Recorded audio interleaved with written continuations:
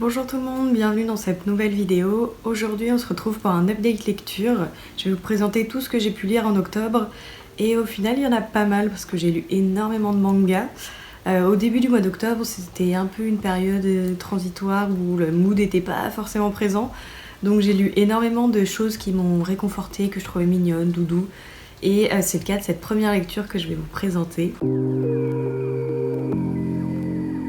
Il s'agit du premier tome de Minuscule de Takuto Kashiki. Je lis sur mon carnet de lecture où je répertorie tout ce que j'ai pu lire, donc c'est pour ça que je regarde en bas de temps en temps. Je vais vous lire le résumé que j'avais repris du livre, du manga plutôt. Akumei et Mikoshi mesurent 9 cm et vivent dans la forêt. Elles habitent dans un tronc d'arbre, se déplacent à dos de scarabées et construisent des tentes avec des feuilles de mandarinier. C'est fou tout ce qu'on peut réaliser quand on n'est pas plus haut que 3 pommes. Et vraiment c'est un manga adorable, j'ai adoré le résumé, les illustrations sont hyper mignonnes, enfin vraiment c'est tout ce qu'il me fallait et c'est quand même parfois un petit peu drôle aussi, donc il y a une petite touche d'humour qui est assez sympa. Pour l'instant j'ai lu que le premier tome parce que du coup je l'ai emprunté en bibliothèque et le deuxième tome avait été emprunté par quelqu'un d'autre et j'attends avec impatience que cette personne retourne le livre pour pouvoir lire la suite. Mais en tout cas, je vous le conseille si vous cherchez une lecture un peu mignonne, un peu doudou, c'est tout ce qu'il vous faut. Après, j'ai lu Prospérine, et La phrase sans fin de Laura Dargelos. Ici, on est sur un roman jeunesse Cozy Mystery. On va suivre du coup Prospérine qui... oui, Prospérine, c'est ça? Oui, c'est ça. À chaque fois, je vais l'appeler Proserpine, c'est insupportable. Donc, elle va découvrir le corps sans vie de Tom W dans son magasin et elle va décider d'enquêter sur sa disparition parce qu'il y a beaucoup de zones d'ombre. Et à la fois, elle va essayer de sauver son village de Mimo parce qu'il se détériore petit à petit. Donc, dans son chemin, dans son enquête, elle va rencontrer Honoré Point Virgule, qui est originaire de Demi-Mot mais qui déteste ce village. Lui, il vit à la capitale désormais. Et de fil en aiguille, tous les deux vont se mettre à enquêter sur cette disparition, etc. Et c'est un roman que j'ai adoré. J'ai adoré tout l'univers autour du livre, des mots, de la ponctuation. Enfin, vraiment, c'est une histoire hyper originale. Le Cozy Mystery est bien mélangé, je trouve, quand même, avec cette histoire jeunesse et cette histoire hyper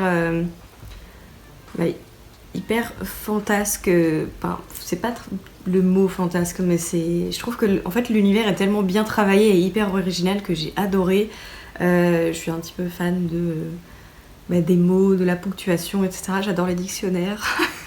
C'est bizarre, mais j'adore ça. Vraiment, j'en ai beaucoup. Bon, je suis traductrice, donc forcément... j'en ai quelques-uns, mais c'est un roman que j'ai beaucoup aimé et le nom des personnages, le nom des villages contribue fortement à la construction de cet univers. Enfin, il y a des personnes qui s'appellent par des noms de lettres de l'alphabet, des lettres de l'alphabet, si.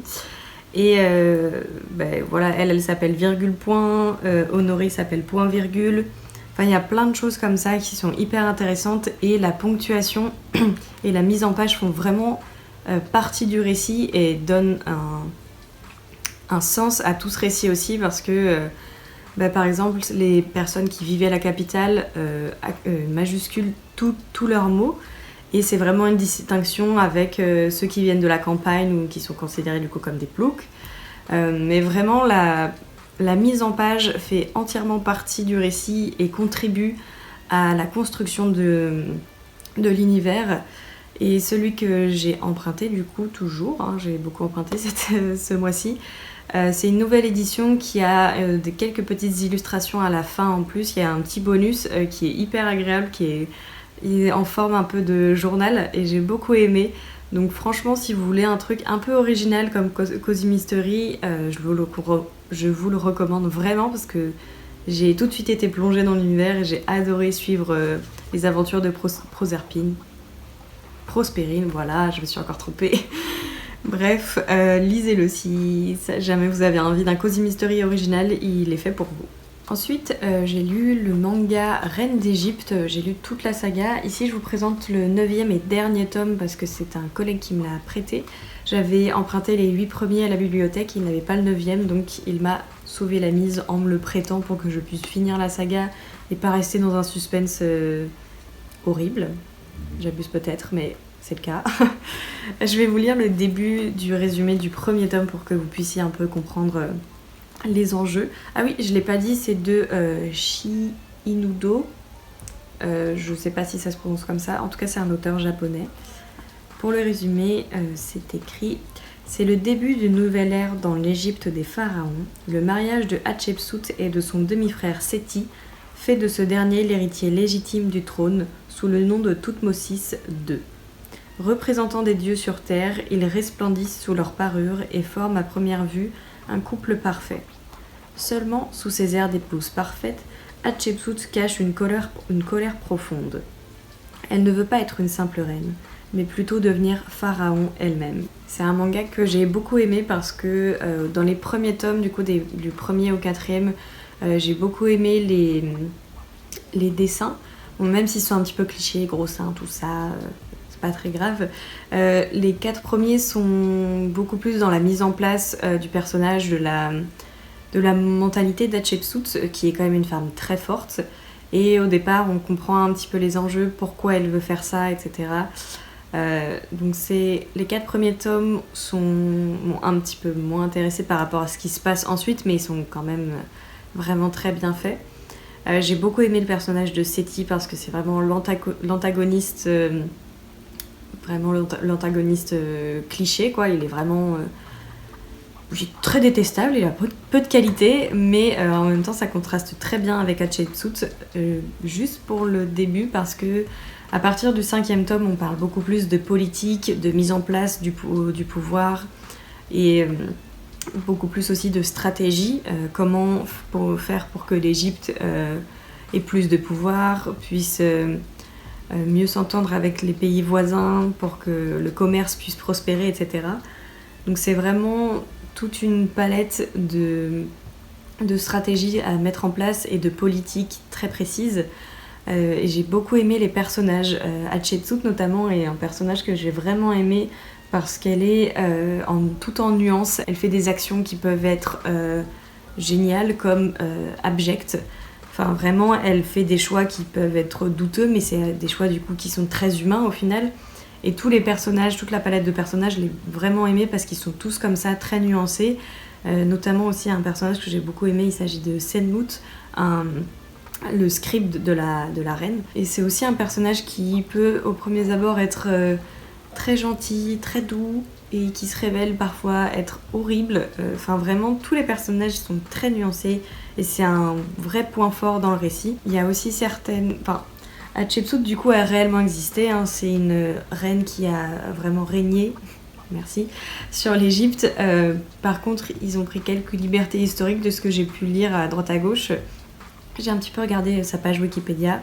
C'est pas forcément une super source, mais bon, c'est celle que j'ai pris en premier. Et bon, il y a quelques petits points qui sont erronés. Enfin, j'en sais rien, mais en tout cas, il y a certains points historiques qui sont faux. Mais j'ai bien aimé qu'on parle de la damnatio memoriae.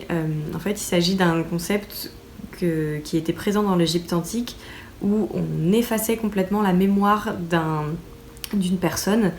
J'en ai entendu parler sur la chaîne de Charlie Danger des Revues du Monde, chaîne que j'adore. Je vous le mettrai en barre d'infos et aussi quelque part dans le petit i. Bref, je ne sais jamais où c'est, hein, toujours pas. Et du coup, c'est un concept qui est hyper intéressant. J'ai bien aimé qu'on le reprenne aussi dans le manga. C'était quelque chose qui était, je trouve, aussi important de le mentionner parce que ça a été quand même des choses un petit peu récurrentes dans l'Égypte antique. Donc si jamais vous cherchez un manga qui s'intéresse à l'Égypte et un manga un petit peu historique, même s'il y a des faits, encore une fois, qui sont erronés, c'est une saga de manga qui est hyper intéressante et qui est terminée, qui est qu'en 9 tomes. Donc ça fait plaisir aussi, que ce soit pas hyper long. Mais moi je l'ai dévoré, j'ai adoré. Après j'ai lu Une vie de Simone Veil en audio. J'ai testé le livre audio pour la première fois du coup avec ce livre-ci. J'ai beaucoup aimé le fait que ce soit Simone Veil qui lise le premier chapitre et après il s'agit d'une autre comédienne qui est très bien aussi. J'ai bien aimé sa voix, elle était très apaisante. Je connaissais un petit peu la vie de Simone Veil, de par le fait qu'elle soit une déportée. Enfin, je connaissais son histoire de déportée et aussi sa lutte pour le droit à l'avortement. J'ai bien aimé entrer plus en profondeur dans sa vie. J'ai un peu moins compris certains passages par rapport à la politique intérieure du pays. J'ai été un petit peu plus perdue et aussi le fait que ce soit en audio, c'était un peu plus compliqué pour moi parce que j'aime bien avoir des choses concrètes et là c'était un peu plus compliqué de tout suivre. Dans son histoire, j'ai connu beaucoup plus de détails que ce que je pouvais connaître auparavant, donc vraiment j'ai l'impression de mieux connaître son engagement. Je déplore un peu je trouve qu'elle est passée un petit peu trop vite par rapport à l'avortement. Elle en a parlé, je crois qu'elle en consacre un chapitre. Enfin, je sais pas trop comment c'est découpé parce que sur Audible, c'est découpé en 23 chapitres, mais ça ne l'est pas dans le livre original. Et je trouve qu'elle est peut-être passée un petit peu rapidement et j'aurais aimé qu'elle creuse plus la question. Par contre, à la fin du roman, j'ai beaucoup aimé le fait qu'ils aient intégré le discours qu'elle a prononcé à l'Assemblée concernant le droit à l'avortement. Il y a le discours, par contre, c'est pas elle qui le lit, c'est toujours la comédienne. Mais je sais que sur Lina, ils ont fait... ils ont republié la vidéo de son discours. Je vous la mettrai aussi en barre d'infos et dans le petit i. Parce que je pense que c'est important d'aller la voir. C'est une dame qui a beaucoup œuvré pour le droit des femmes. C'est un livre qui est sorti, il me semble, en 2005-2007. Donc j'ai aussi un petit peu eu du mal parce que parfois elle dit le président de la République et à cette époque c'était Jacques Chirac, donc il fallait que je remette un peu tout dans l'ordre. Et du coup j'ai vraiment bien aimé connaître les détails de sa déportation, etc. La déportation, c'est la Seconde Guerre mondiale, l'histoire des Juifs de la Shoah, etc. Ça m'intéresse beaucoup, je trouve que c'est un sujet hyper important. J'ai lu aussi un témoignage d'une dame qui avait été déportée. J'avais regardé une vidéo de son témoignage et j'avais acheté après son livre un peu par hasard à Paris. Et je me souviens plus du nom de ce livre, mais en tout cas c'était l'histoire d'une jeune fille aussi. Elle était assez jeune quand elle a été déportée mais en tout cas dans la baraque il y avait une dame qui était enceinte et qui a réussi à garder son bébé. Le bébé n'a jamais pleuré pendant toute la période où elles ont été du coup captives dans les camps de concentration. Mais au moment de la libération, le bébé a pleuré. Et du coup, elle raconte que pendant l'une de ses interventions, peut-être dans une école, je ne sais plus, il y a une dame qui s'est levée et qui a dit c'était moi le bébé. Oh, ça m'avait soufflé, vraiment. C'est une histoire qui m'avait énormément touchée. Il me semble que c'est un roman qui était assez court. Ça fait un petit moment que je l'ai lu, donc c'est pour ça que les souvenirs ils sont plus très clairs. Mais c'était un autre témoignage que j'ai trouvé aussi très important. Ah, le soleil revient. C'est un témoignage que j'avais trouvé très important et je vous invite à le lire parce que c'est hyper important, le devoir de mémoire, et c'est des sujets qui sont très difficiles mais qui ont marqué du coup notre histoire et l'histoire de l'Europe. Je trouve que c'est nécessaire de les lire. Donc voilà, je vous invite à lire Une vie de Simone Veil ainsi que le deuxième roman dont je vous ai parlé. Et enfin, sur une note un peu plus légère, j'ai lu Como agua para chocolate de Laura Esquivel. C'est une autrice mexicaine, donc c'est un livre de réalisme magique. Je vais vous lire la 4e de couverture pour que vous puissiez avoir un petit résumé. Tita, cuisinière hors pair, nous prépare un repas d'exception. Tout au long de ses recettes, aux ingrédients aussi variés que l'amour, la jalousie, la folie, la révolution ou encore la famille, découvrez son histoire qui mêle douleur et passion, mais aussi tradition et savoir-faire gastronomique. Parsemée de croyances millénaires et d'une pointe de magie, cette histoire d'amour impossible ne vous laissera pas sortir de table indemne. J'ai vraiment adoré ce roman. Moi, je l'ai lu en espagnol et j'ai encore plus apprécié ma lecture. J'étais hyper fière de moi de lire le livre en espagnol parce que c'est quelque chose que je fais jamais. Je l'avais acheté quand ma bibliothèque universitaire faisait un petit peu de tri dans leurs étagères. je l'avais acheté, mais vu que ça parle énormément de cuisine, et d'autant plus de cuisine mexicaine, j'étais très vite perdue parce qu'il y a plein d'ingrédients, plein de choses que je connais pas, et je suis pas une cuisinière hors pair, pas comme Tita justement. Moi ça me saoule très vite de cuisiner. Je suis pas du tout la cuisinière de la famille. Je laisse ça à ma maman, mon frère, ils le font très bien. Donc là je l'ai acheté aux éditions Belin qui nous permettent d'avoir certains mots de vocabulaire dans les marges, ce qui est pas négligeable parce que en fait tous les chapitres se séparent par mois. Du coup là on a le mois de janvier avec les tortas de Navidad et on a ensuite les ingrédients pour le faire. Et par exemple, c'est una lata de sardinas. Una lata, par exemple, c'est écrit dans la marge que c'est une boîte, donc c'est une boîte de sardines. Et c'est un peu comme ça, parsemé de mots qu'on ne connaît pas. Enfin, là, il y en a beaucoup sur la première page, mais c'est un peu plus éparse après. Mais ça m'a beaucoup servi justement pour ces choses-là, pour connaître les recettes et pour pas être perdue. Parce que vraiment la cuisine fait partie intégrante de l'histoire, c'est vraiment un personnage à part entière. Tout est transmis par la cuisine, enfin Tita met toute son âme dans la cuisine et vraiment comme c'est dit, elle met toutes ses émotions dans la cuisine et tout y est transmis. C'est une histoire que j'ai vraiment beaucoup aimée parce que tous les personnages sont très intéressants. Mama Elena est détestable, la maman de Tita. Vraiment, c'est un personnage abject que j'ai détesté. Mais elle se radoucit, enfin, son image se radoucit à un moment donné parce que pour diverses raisons, Tita la déteste, mais pour diverses raisons, elle la voit d'un autre œil. Mais après, Mama Elena sait se faire redétester. Donc c'est vraiment un roman que j'ai beaucoup aimé. Je vais regarder ce que j'ai un petit peu noté. J'ai adoré découvrir et redécouvrir la cuisine mexicaine parce que j'ai vécu 5 mois au Mexique. Donc ça m'a vraiment replongée dans ce que j'ai pu connaître de là-bas, même si je connaissais aucun plat qui était présenté. Mais c'est une histoire qui est hyper touchante, hyper belle. C'est une magnifique histoire d'amour, même si c'est une histoire d'amour impossible. Et le format du livre est vraiment intéressant. C'est des éditions que j'aime beaucoup. Je l'avais acheté dans la librairie où je travaille. Et ils en font d'autres en anglais. Je sais qu'ils ont... Là, on est sur des classiques. Mais ils en font aussi du coup des classiques en anglais. Je sais que nous, à la librairie, on a 1984 de George Orwell.